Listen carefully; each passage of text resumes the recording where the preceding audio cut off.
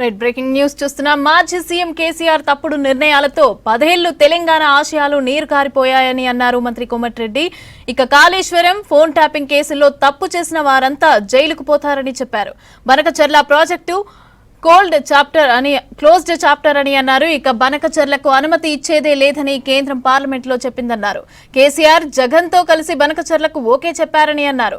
తమ ప్రభుత్వానికి రాష్ట్ర ప్రయోజనాలే ముఖ్యమని, ఎట్టి పరిస్థితుల్లోనూ బనకచెర్ల నిర్మాణం జరగనివ్వమని స్పష్టం చేశారు కోమటిరెడ్డి.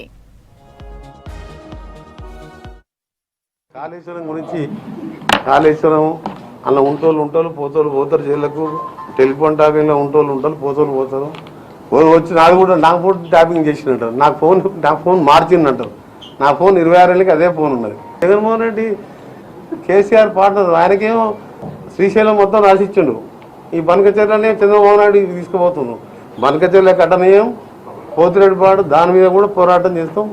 మా తెలంగాణ తెచ్చుకున్నదే మా నీళ్లు నిధులు నేవాలు. ఎవరితో భయపడలేదు. ఎవరికైనా పోరాటం చేస్తాం. ఎందుకు కేంద్రం వెనుకడుగేసింది? మా భయంతోనే బనకచెర్ల మొత్తం రద్దు చేసింది. నిన్న అనిల్ కుమార్ యాదవ్ ప్రశ్నకు రాజ్యసభలో క్లియర్ కట్ ఆన్సర్ వచ్చింది. ఆ కారులో ఉన్నది ఇప్పుడే తెప్పించిస్తా. బనకచెర్ల రద్దు లేదు, అసలు ప్రతిపాదనే లేదు, మేము ఒప్పుకోమని చెప్పి కేంద్ర జలశక్తి మంత్రి రిప్లై ఇచ్చింది మా రాజ్యసభ ఎంపీ అనిల్ కుమార్ యాదవ్ గారు. సో దాని చాప్టర్ క్లోజ్. మీరు ఓన్లీ తెలంగాణ సముద్రం నీళ్లు నిల్వ దాని ఎక్సైజ్ వారు ఎవరు లెక్కలేసింది? ఒకరి కేసీఆర్ లెక్క 3,000 సంవత్సరంలో కలుస్తుంది. ఆయన చెప్పి నోటుకొచ్చింది. రోజా ఇంటికి పోయిండు, మంచి గురించి చేపల పులుతున్నాడు, రాయలసీమ రతనాలసీమ అన్నాడు. మా నల్గొండలో చూస్తే ఏం మార్కి 220 కెనాలు ఉంటే 1,20,000, 1,50,000 కూడా ఎక్కువ వస్తలేదు. మా ఎంపీ గారికి మొత్తం తెలుసు నీళ్ళ మీద.